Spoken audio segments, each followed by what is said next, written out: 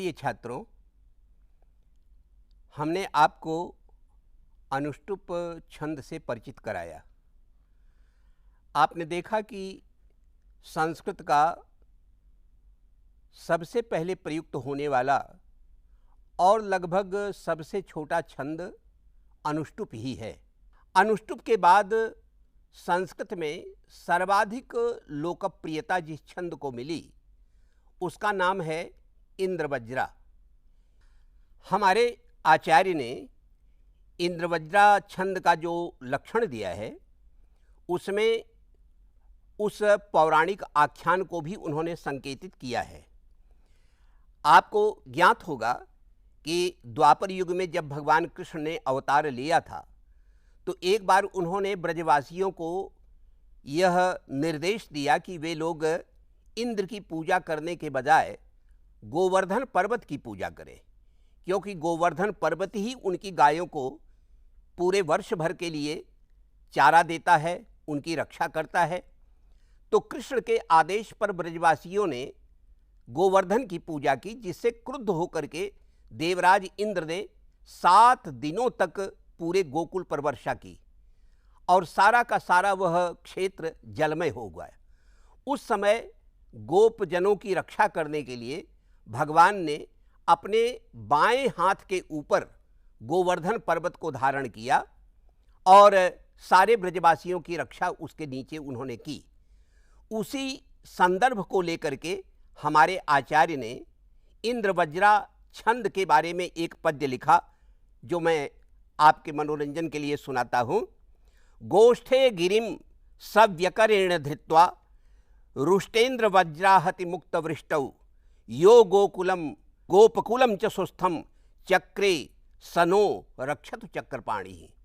वह चक्रपाणि भगवान कृष्ण आपकी रक्षा करें, जिन्होंने गोवर्धन पर्वत को अपने हाथ पर धारण करके गायों की, गोपकुलों की रक्षा की। यहाँ पर श्लोक में इंद्रवज्राहति शब्द का प्रयोग किया है।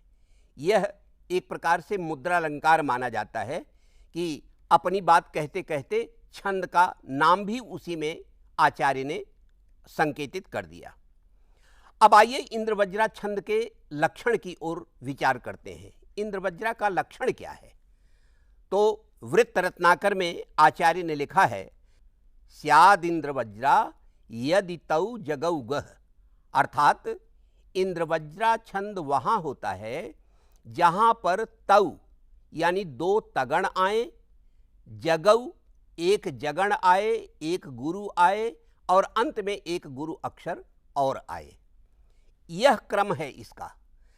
असल में आप सब विद्यार्थियों को प्रयत्न यह करना चाहिए कि जैसे ही आचार्य छंद का लक्षण कहे वैसे ही आपके मन में, आपके मस्तिष्क में उस लक्षण का पूरा स्वरूप कौंध जाना चाहिए।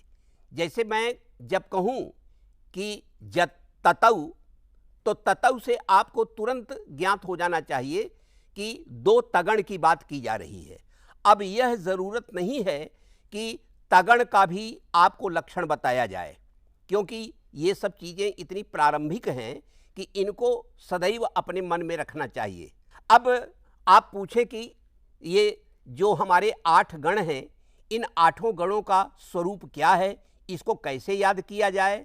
तो एक बहुत सुंदर मंत्र मैं आपको बताता हूँ। यदि ये श्लोक आप याद कर लें तो जीवन भर आपको किसी किताब देखने की ज़रूरत नहीं पड़ेगी, तुरंत आपको उस गण का स्वरूप मालूम हो जाएगा।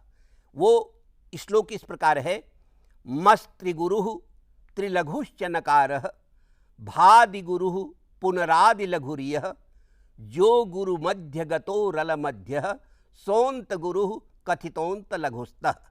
लेकिन इसको यदि आपने जान लिया तो समझिए कि पूरा छंद शास्त्र आपको कंठस्थ हो गया।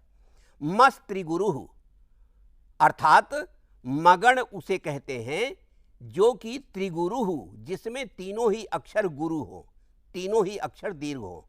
मस्त्रिगुरु त्रिलघुश्च नकारः, नगण उसे कहते हैं जहां पर कि तीनों ही अक्षर लघु हो, तीनों ही अक्षर एक मात्रा के लघु हो।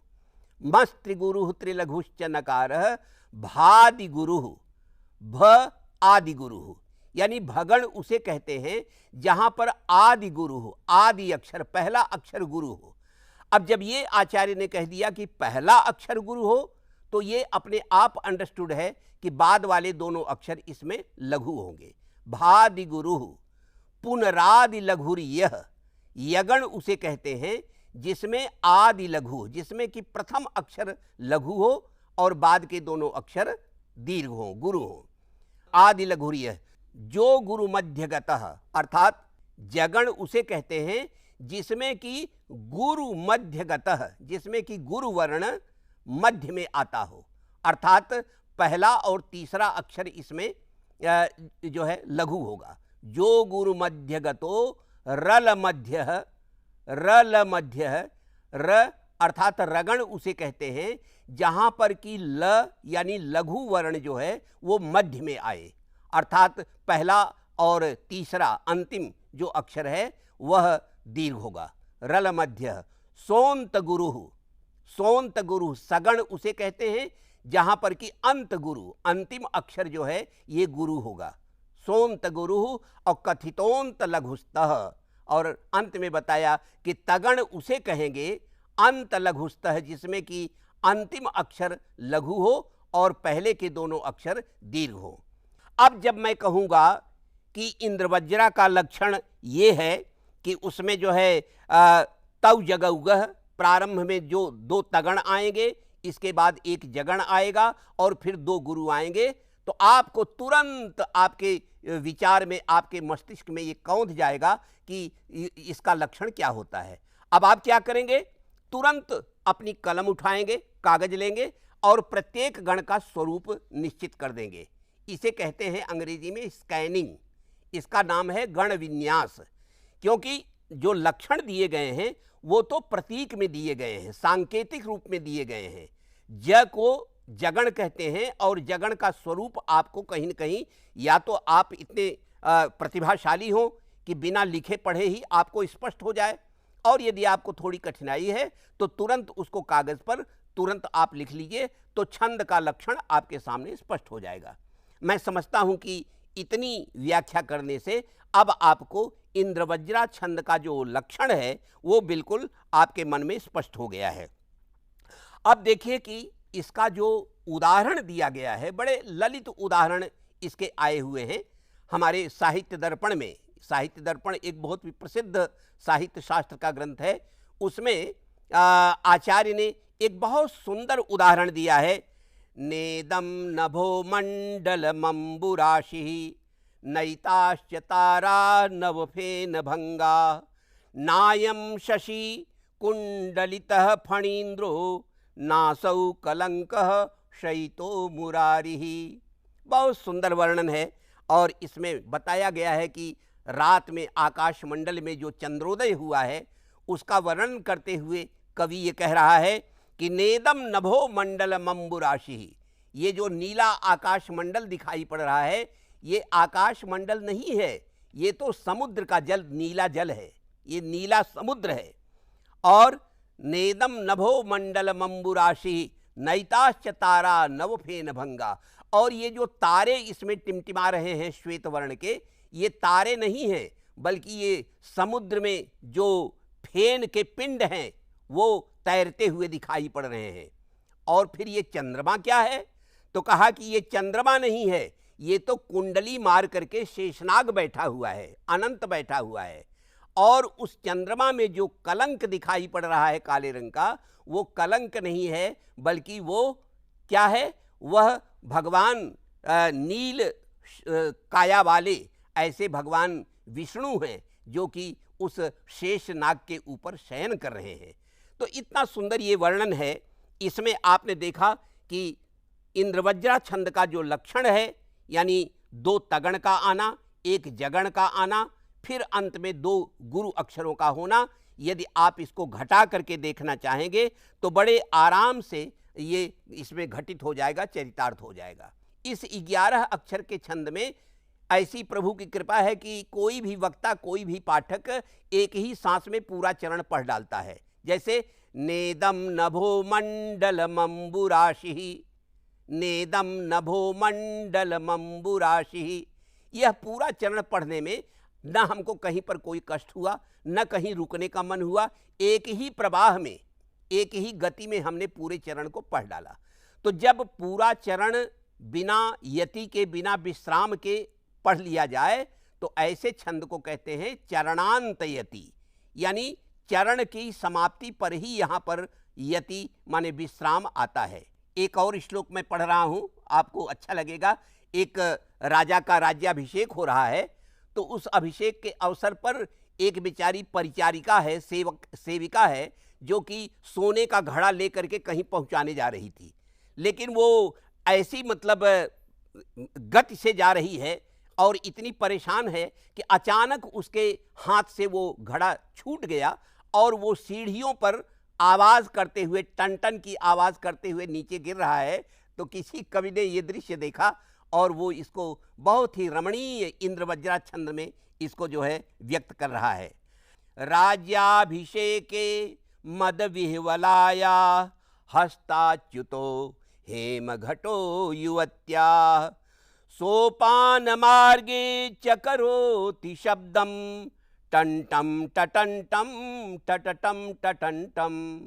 इसमें जो चौथे चरण के अक्षर हैं वो तो उस घड़े की आवाज है, और ये आवाज जो है जैसे जैसे वो सीढ़ियों से नीचे गिर रहा है कलश, ऐसे ही उस आवाज को व्यक्त करने के लिए टम टम टन टन इस ध्वनि का प्रयोग कवि ने किया।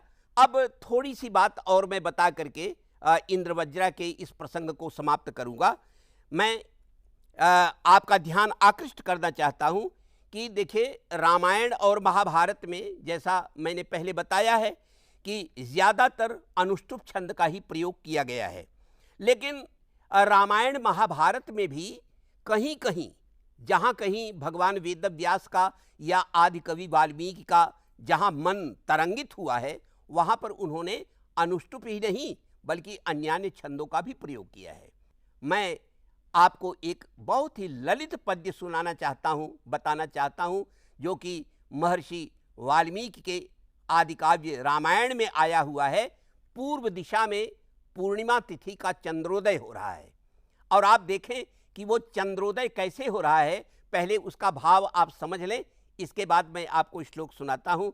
कवि ये कह रहा है कि चंद्रमा पूर्व दिशा की तलहटी में ऐसे उदित हुआ, ऐसे प्रकट हुआ, जैसे कोई राजहंस चांदी के पिंजरे में बैठा हुआ दिखाई पड़ता हो, जैसे कोई सिंह, जैसे कोई बबर शेर मंदराचल की गुफा में अपनी मुद्रा के साथ बैठा हुआ हो, जैसे कोई वीर योद्धा किसी मतवाले हाथी की पीठ पर बैठा हुआ दिखाई पड़े। ठीक उसी प्रकार चंद्रमा पूर्व दिशा में उदित हुआ। ये वर्णन उस समय का है जबकि युद्ध प्रारंभ नहीं हुआ है। राम और लक्ष्मण सुबेल पर्वत पर विश्राम कर रहे हैं, और ऐसे में ही अचानक पूर्व दिशा में उदित होता हुआ चंद्रमा उनको दिखाई पड़ता है। और आप इस छंद का लालित्य देखें, इस छंद में आई हुई जो उपमाएं हैं वो अद्भुत हैं। हंसो यथा राजत पंजरस्थः सिंहो यथा मंदर कंदरस्थः वीरो यथा दर्पित कुंजरस्थः चंद्रोपि बभ्राज तथांबरस्थः। बच्चों, इंद्रवज्रा का प्रसंग मैं यहीं समाप्त करता हूँ। आपको मेरी ये प्रेरणा है, आपको मेरा ये उपदेश है कि जब कभी आप बड़े हों, अभी तो आप छोटे हैं और अभी आप में उतनी सामर्थ्य नहीं है, लेकिन जब आप आगे चल कर के संस्कृत के विद्यार्थी बने, संस्कृत के पंडित बने, तो अपने इन प्राचीन ग्रंथों को, रामायण महाभारत को ज़रूर पढ़िए, और आप देखिए कि जीवन के कितने रंग बिरंगे चित्र हमारे महाकवियों ने हमारे इन महान ग्रंथों में तिरोहित कर रखे हैं, जो सब आपके लिए हैं।